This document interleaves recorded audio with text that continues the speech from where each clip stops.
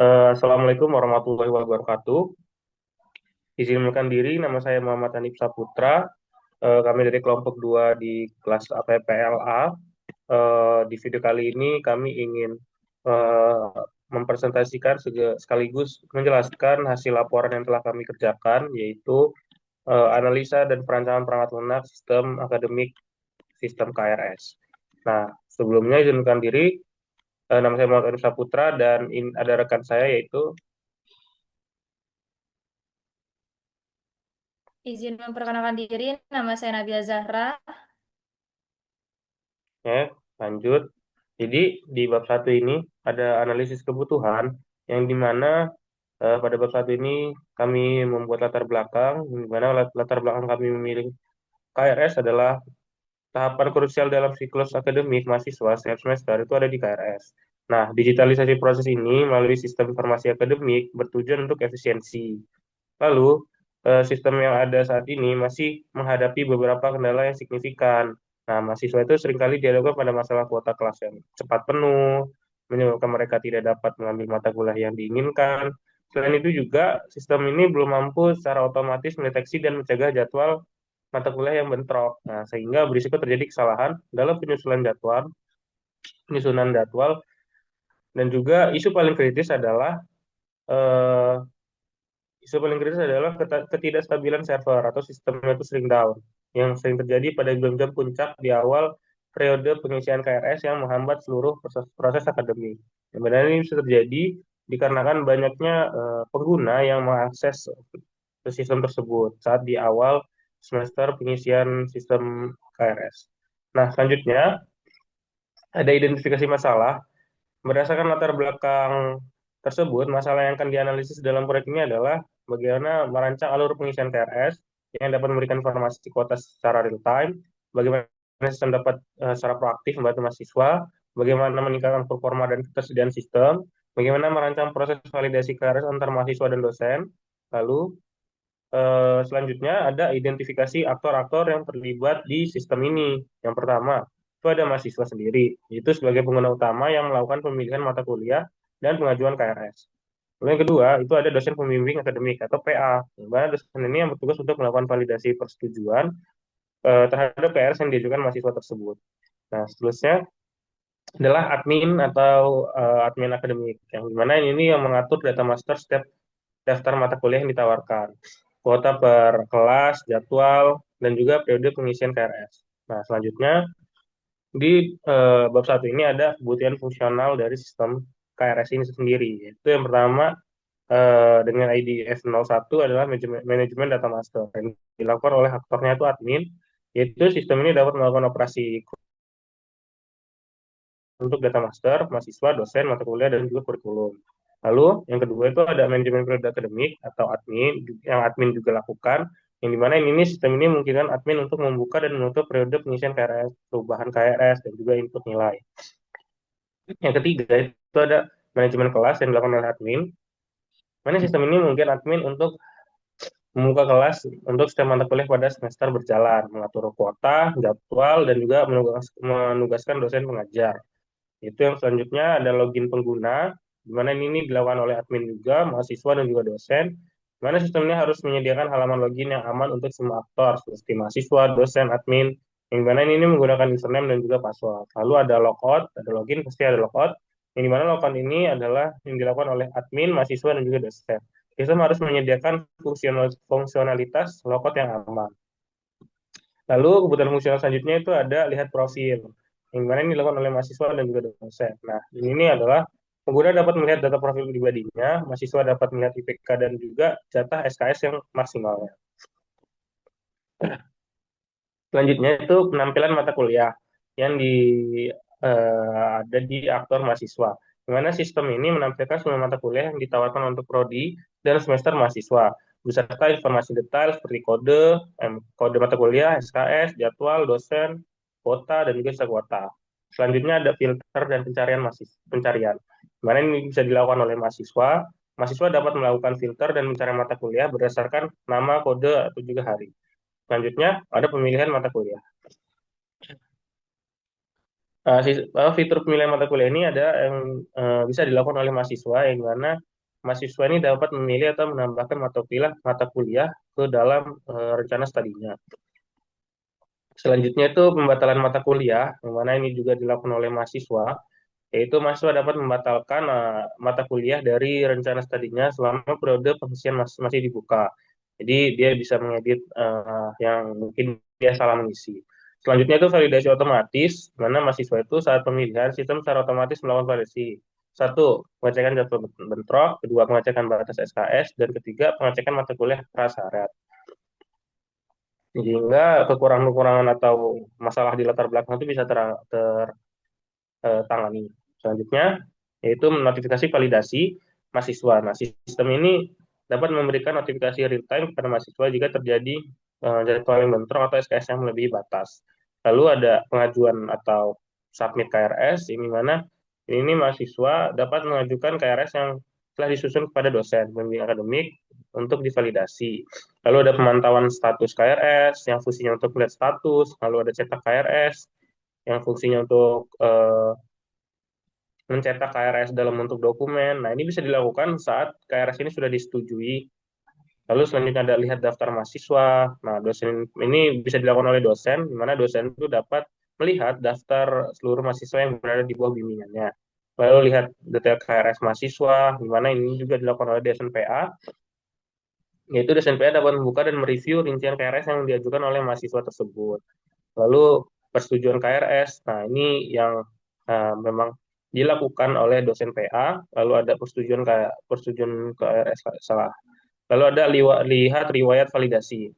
Nah, ini juga dilakukan oleh dosen, di mana dosen PA itu dapat melihat riwayat validasi KRS untuk setiap mahasiswa bimbingannya. Jadi dia bisa melihat siapa saja yang sudah divalidasi, atau mungkin dia salah memvalidasi, gitu kan. Jadi dia bisa melihat. Selanjutnya ada kebutuhan fungsional, yang di mana yang pertama itu ada waktu muat halaman. Jadi, waktu muat halaman ini adalah seluruh halaman, terutama daftar mata kuliah, harus dimuat sepenuhnya dalam waktu kurang dari 3 detik pada koneksi internet standar 10 Mbps. Jadi itu harus kecepatannya harus kencang. Jadi supaya tidak memakan waktu saat melihatnya.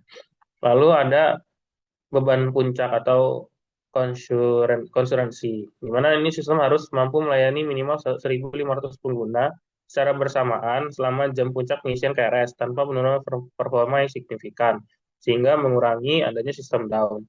Lalu ada waktu transaksi, di mana waktu yang dibutuhkan dari klik ambil mata kuliah hingga mata kuliah masuk ke draft KRS tidak boleh lebih dari 2 detik, sehingga kecepatan waktu transaksi ini sangat cepat sehingga tidak terjadinya loading yang lama untuk mahasiswa tersebut. Lalu uptime system, di mana sistem dijamin memiliki uptime 99,5% selama periode krusial.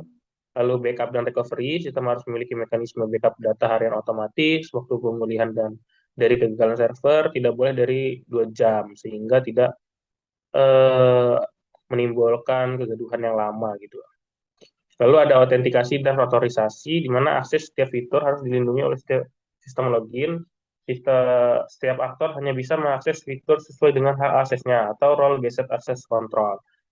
Jadi ini jika kita mahasiswa hanya bisa menuju ke mahasiswa, jika kita admin hanya ke admin, kita dosen PA ya kita menjadi dosen PA. Lalu ada keamanan data yang ini sangat sensitif, jadi semua data itu termasuk password pengguna dan lain-lain itu harus dienkripsi di dalam database. Kemungkinan ini supaya tidak terjadinya hacking dan lain sebagainya. Lalu komunikasi antar klien dan server harus melalui protokol HTTPS.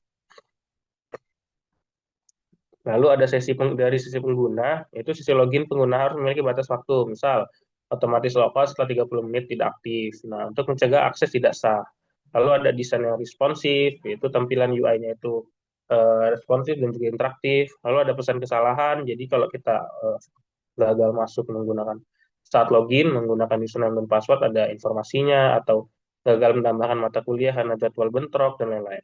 Lalu ada konsistensi antar muka yang dimana ini wajib bagi seorang UI UX, jadi harus ada konsistensi supaya terlihat lebih bagus. Lalu ada dukungan browser, di mana ini aplikasi harus berjalan dengan baik pada dua versi terbaru dari browser modern seperti Google Chrome, Mozilla, Firefox, Safari, Microsoft Edge, dan lain-lain. Oke, selanjutnya itu di bab 2, yaitu perencanaan proyek, di mana ini adalah isi dari rencana-rencana proyek kami. Yang pertama itu di bab 2 ini ada estimasi waktu atau timeline.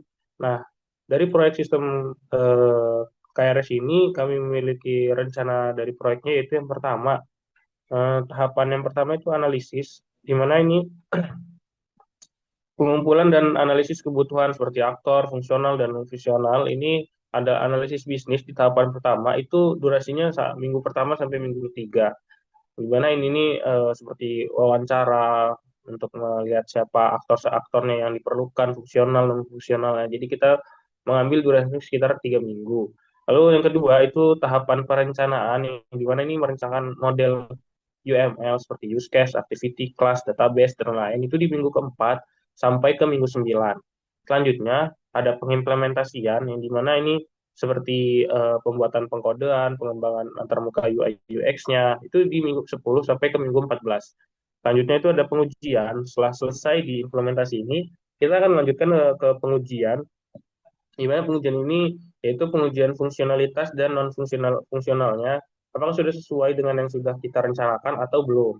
Jika ada kesalahan, maka kita akan kembali mengevaluasi selanjutnya, mengevaluasi ke sebelumnya. Lalu selanjutnya yaitu dokumentasi, yaitu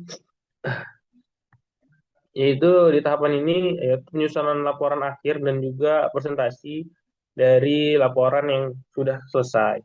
Itu di minggu ke-16. Lalu ada pembagian peran, yaitu proyek ini digagas oleh kelompok maksimal 2 orang, yaitu kami berdua, mana pembagian tugas didasarkan pada keahlian dan efisiensinya. Yaitu saya sendiri, itu berperan dan bertanggung jawab untuk sistem analis dan database designer, yang mana fokus pada analisis kebutuhan bab 1, juga perancangan database, dan juga penyusunan kebutuhan non-fungsional. Lalu untuk Nabila Jara sendiri, itu dia fokusnya perannya di modeling dan documentation specialist, yang mana untuk fokus pada perencanaan model UML, penyusunan rencana proyek, dan juga penulisan dokumen secara keseluruhan. Nah, selanjutnya bab 3, metodologi pengembangan, yang akan dilanjutkan oleh Nabila Zahra.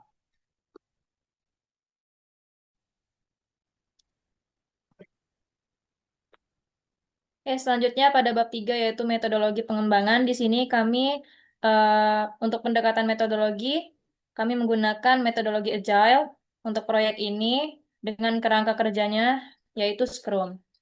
Lalu untuk tahapan metodologi Agile sendiri itu eh, meliputi iteratif dan incremental, yang dimana ini dikembangkan melalui serangkaian sprint, yaitu iterasi 2 minggu. Lalu selanjutnya product backlog, yaitu daftar prioritas semua fitur dan persyaratan sistem yang diambil dari kebutuhan fungsional dan juga non-fungsional, seperti yang sudah dijelaskan di bab 1. Lalu selanjutnya untuk um, alur metodologinya, yaitu sprint backlog, setelah itu daily scrum, lalu selanjutnya sprint review, dan yang terakhir adalah sprint retrospektif, yang dimana ini merupakan pertemuan di akhir sprint untuk mengevaluasi dan memperbaiki proses dari kerja tim. Lalu selanjutnya pada bab 4 itu ada hasil pengerjaan.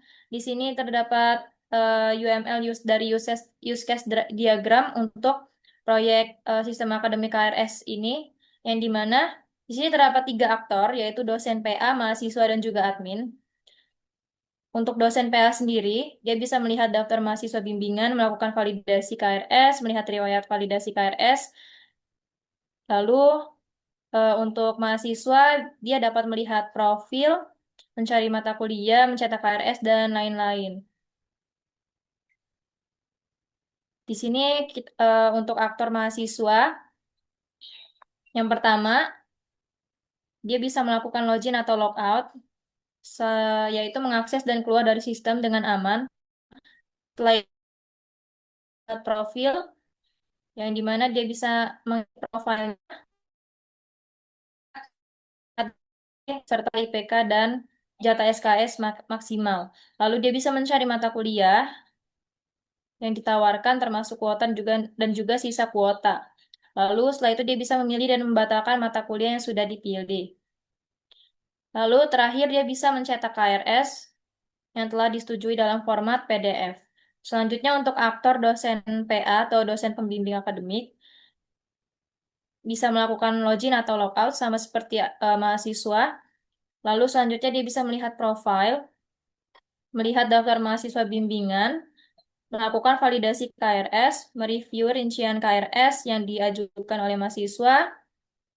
Lalu setelah itu fungsi ini nantinya akan extend antara disetujui atau ditolak. Dan jika dia ditolak, dia dosen PA akan memberikan catatan berupa alasan penolakan dari pengajuan KRS mahasiswa itu sendiri. Lalu yang terakhir, dosen PA bisa melihat riwayat validasi dari KRS. Selanjutnya untuk admin, admin bisa melakukan login atau logout. Lalu selanjutnya dia bisa memanajemen data, melakukan operasi CRUD, yaitu create, read, update, dan juga delete untuk data master seperti mahasiswa, dosen, mata kuliah, dan juga kurikulum. Setelah itu memanajemen periode akademik, yang dimana dia bisa membuka dan menutup periode pengisian KRS, perubahan KRS, dan input nilai. Dan yang terakhir, dia bisa memanajemen kelas, yaitu membuka kelas untuk mata kuliah, mengatur kuota, jadwal, hari jam ruangan, dan menugaskan dosen pengajar. Di sini kesimpulan, terdapat beberapa kesimpulan dari laporan pembuatan proyek ini. Yang pertama yaitu untuk fokus solusi masalah kritis. Jadi perancangan ini berhasil mengidentifikasi dan memberikan solusi arsitektural untuk mengatasi tiga masalah utama sistem KRS existing, seperti ketersediaan kuota kelas secara real time, pencegahan jadwal bentrok otomatis, dan lain-lain. Lalu selanjutnya, rancangan berbasis kebutuhan. Untuk kesimpulan bagian ini, menghasilkan rincian 20 kebutuhan fungsional dan 12 kebutuhan non-fungsional. Kebutuhan ini mencakup aspek performance, security, dan usability yang akan friendly. Lalu untuk kesimpulan yang ketiga, yaitu ada ini menggunakan metodologi agile dengan kerangka kerja Scrum. Pendekatan ini memungkinkan perancangan sistem dilakukan secara iteratif dalam 4 sprint.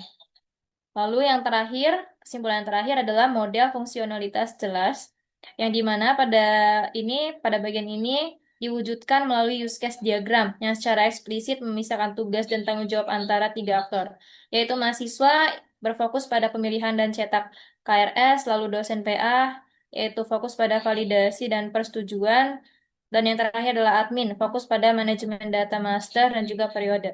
Selanjutnya akan dilanjutkan oleh rekan saya. Oke, selanjutnya singkat saja, mungkin yang terakhir yaitu lampiran. Nah, jadi di laporan ini yang terakhir adalah lampiran yang mana diambil dari beberapa referensi-referensi. Seperti kami mengambil kutipan dari informasi penunjang pengembang jurnal elektronik Ma'arif, itu pengembangan sistem menggunakan metode Agile dengan kerangka kerja Scrum. Itu Scrum dipilih karena menawarkan pengembangan sistem yang lebih fleksibel dan adaptif berbasis kolaborasi, dan juga seluruh produk backlog diselesaikan menggunakan 3 sprint dengan total durasi selama 34 hari kurang lebih. Nah, mana hasil pengembangan ini kemudian diuji menggunakan usability testing dengan questionnaire use, yaitu usefulness, satisfaction, and ease of use. Lalu mengambil kutipan yang kedua dari jurnal analisis dan perancangan sistem pengisian kartu rencana studi untuk jurusan Teknik Informatika dan Sistem Informasi kampus Tanri Abeng University, di mana sistem adalah kumpulan dari elemen-elemen yang berinteraksi untuk mencapai suatu tujuan tertentu, di mana sistem ini menggambarkan suatu kejadian-kejadian dan kesatuan yang nyata. Itu objek nyata seperti tempat, benda, dan orang-orang yang betul ada dan terjadi.